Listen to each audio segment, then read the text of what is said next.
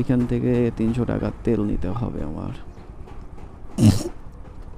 তো এখানে মনে হয় লাইনে ওয়েট করতে হবে। 300 টাকার দেন। 300।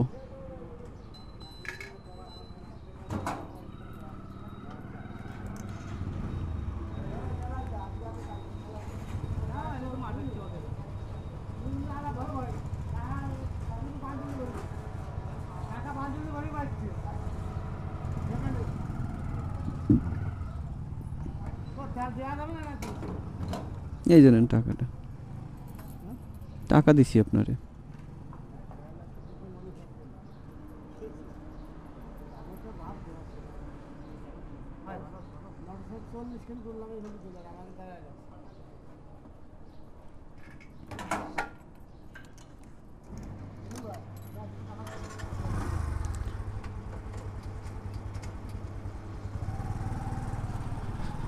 সো আমার এইখান থেকে তেল ভরা হয়ে গেছে, তো তেল ভরা হয়ে গেছে, আমি এইখান থেকে বেরোয় যাব।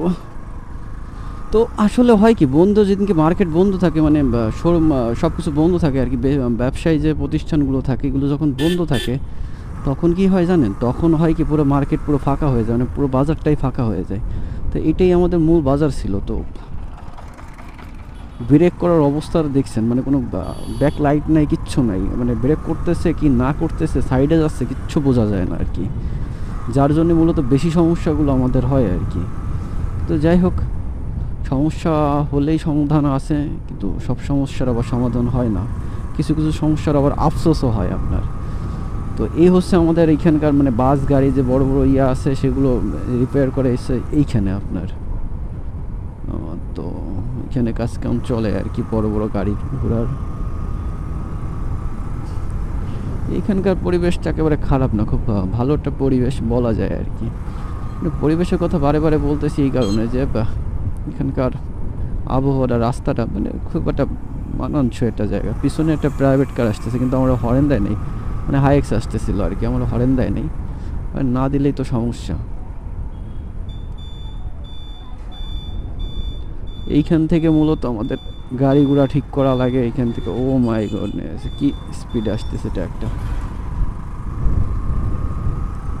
এইখানে আসলে আপনার যদি কারো ঢাকা খুলনা প্রাইভেট কার নিয়ে যাইতে হয়, তো এইখানে আসলে আসলে আপনার গাড়িগুলো এখান থেকে ভাড়া করে নিতে পারে, এ টু জেড সব কিছু করতে পারে আর কি।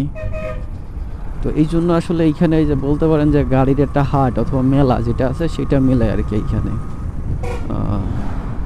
তো এটা আর কি বোঝা যায় আর কি, এইখানে আসলে বোঝা যায় যে এখানে কত প্রকার গাড়ি আছে। তো যখন আরও 2-3 বছর আগের কথা, তখন হচ্ছে যে এইসব জায়গা না পুরো ফাঁকা ছিল, মানে এখানে দিনের বেলায় মানুষ তেমন একটা আসতো না। এখন তো দেখেন কত বড় বড় বিল্ডিং, এরপরে এইখানে দেখা যাচ্ছে মেশিন মারিয়ে রাখা আছে, কত বড় একটা জায়গা নিয়ে করছে এগুলো। আগে না এগুলো কিছুই ছিল না, আগে ছিল শুধু পাখা। এখানে মাদ্রাসাও হয়েছে একটা, যাক ভালো হয়েছে, মাদ্রাসা হয়েছে। তো পিছনে এক ভাই আসতেছে 3 জনের নিয়ে আর কি, সুজুকি জিক্সার।